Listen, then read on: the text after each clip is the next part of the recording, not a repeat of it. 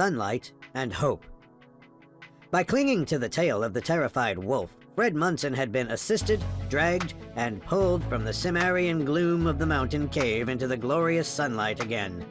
When the glare of light burst upon him, he let go of the queer aid to freedom, and the mystified animal scurried away with increased speed. For a time, the lad was so dazed and bewildered that he scarcely comprehended his good fortune.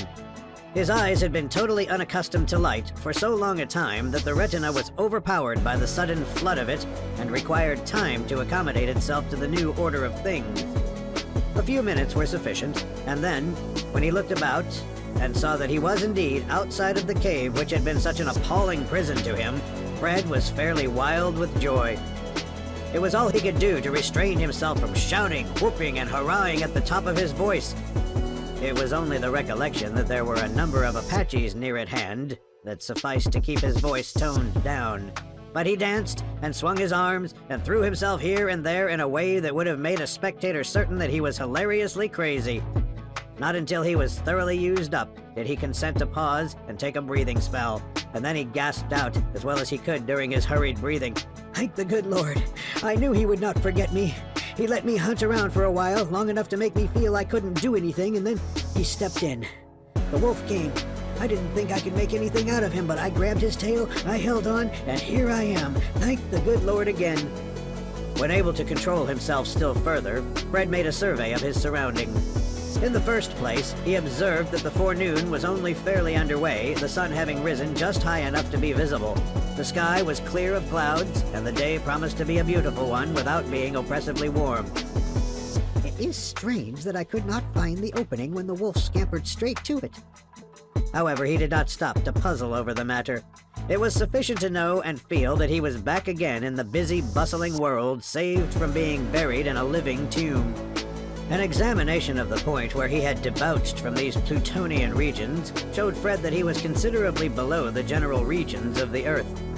He was in a sort of valley, surrounded by rocks and boulders, and the opening through which he had scrambled was situated sideways, so that at a distance of 10 feet it could not be seen. This accounted for the fact that none of the Indians knew any other means of ingress and egress, excepting the opening in the roof of the cave. It was almost impossible to discover except by accident or long, continued, and systematic search.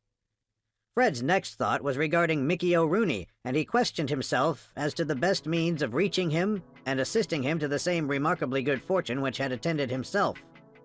The immediate suggestion, naturally, was to re-enter the cave, and after hunting up his old friend, conduct Mickey to the outer world, but it required only brief deliberation to convince him of the utter folly of such an attempt. In the first place, should he re-enter the cave, he would be lost again, not knowing in what direction to turn to find his friend, and entirely unable to communicate with him by signal as had been their custom when separated and looking for each other. Should he venture away from the tunnel to renew his search, it was scarcely possible that he could find his way back again. He would not only lose Mickey, but he would lose himself, with not the remotest chance of finding his way into the outer world again, though it was clearly apparent that, having been delivered from prison, it would not do for him to go back under any circumstances. He must remain where he was, and whatever assistance he could render his friend must be given from the outside. How was this to be done? To begin with, he felt the necessity of getting out of the circumscribing valley and of taking his bearings. He wished to learn where the opening through which he had fallen was situated. It was no difficult matter to work his way upward until he found himself up on a level with the main plateau. There, his view, although broken and interrupted in many directions, was quite extended in others, and his eye roamed over a large extent of that broken section of the country. He was utterly unable to recognize anything he saw, but he was confident that he was no great distance from the spot for which he was searching. It was only through the entrance that he could hold communication with Mickey whenever the way should be left clear for him to do so.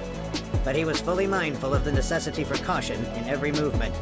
It was not to be supposed that the Apaches, having struck what might be called a gold mine, intended to abandon it at the very time the richest results were promised. And so, after long deliberation, the boy decided upon the direction in which the opening lay, and he made toward a small peak from which, in case his calculations were correct, he knew he would see it.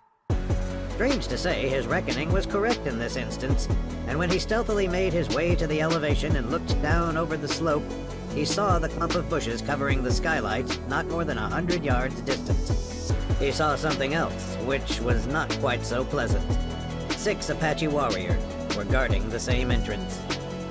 I wonder if they think Mickey expects to make a jump up through there, was the thought which came to Fred as he peered down upon the savages and counted them over several times. I don't see what they are to gain by waiting there, unless they mean to go down pretty soon.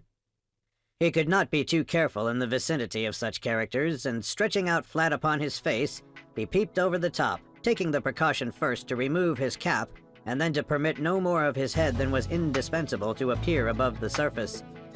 The 6 redskins were lounging in as many different lazy attitudes. One seemed sound asleep, with his face turned to the ground and looking like a warrior that had fallen from some balloon and striking on his stomach, lay just as he was, flattened out. Another was half sitting and half reclining, smoking a pipe with a very long stem.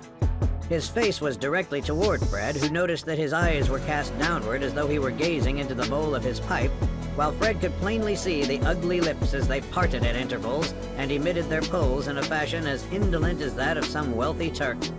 A third was seated a little further off, examining his rifle, which he had probably injured in some way and which occupied his attention to the exclusion of everything else.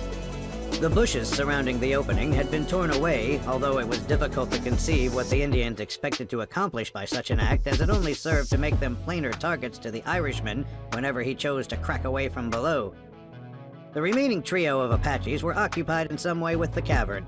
They were stretched out upon the ground, with their heads close to the orifice down which they seemed to be peering, and doing something, the nature of which the lad could not even guess. That don't look as though they had caught Mickey, he muttered with a feeling of inexpressible relief. Or if they had, they wouldn't be loafing around there. Nothing of their horses could be seen, although he knew they must have a number of them somewhere in the neighborhood. An Apache or Comanche without his Mustang would be like a soldier in battle without weapons. I'd like to find them, thought Fred, lowering his head and looking back of him. I'd take one and start all the others away, and then there would be fun. The lad had it in his power to take an important step toward his return to his friends. Nothing was more likely than that a little search through the immediate neighborhood would discover the Mustangs of his enemies, which, as a matter of course, were unguarded, the owners anticipating no trouble from any such source. Mounted upon the fleetest of prairie rangers, it would not require long to reach the open country when he could speed away homeward. But to do this required the abandonment of his friend, Mickey O'Rooney, who would not have been within the cavern at that minute, but for his efforts to rescue him from the same prison. It was hard to tell in what way the lad expected to benefit him by staying, and yet nothing would have persuaded him to do otherwise. I may get a chance to do something for him, and if I should be gone and never see him again, I should blame myself forever. So I'll wait here and watch. The 3 redskins on the edge of the opening remained occupied with something, but the curiosity of the lad continued unsatisfied, until one of them raised up and moved backward several steps. Then Fred saw that he had a lasso in his hand and was drawing it up from the cave. He pulled it up with one hand while he caught and looped it with the other until he had nearly a score of the coils in his grasp. This could not have been the cord which held the blanket when the shot of Mickey O'Rooney cut it and let the bundle drop, for that was much smaller, while this was sufficient to bear the weight of several hundred pounds, it having been used to lasso the fleet-footed and powerful mustangs of the prairies. They've been fishing with it, concluded the youngster, but I don't believe that Mickey would bite. What are they going to do now?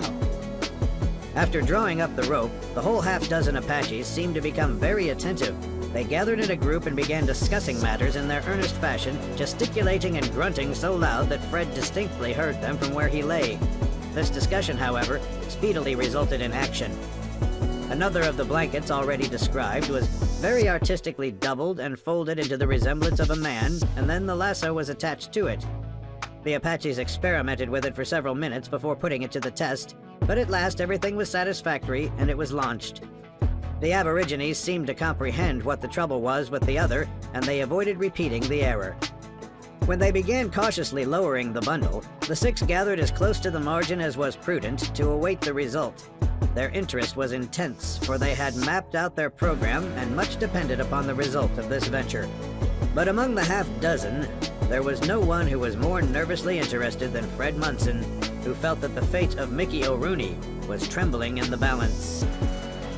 End of Chapter 4. Read by Thomas wrote,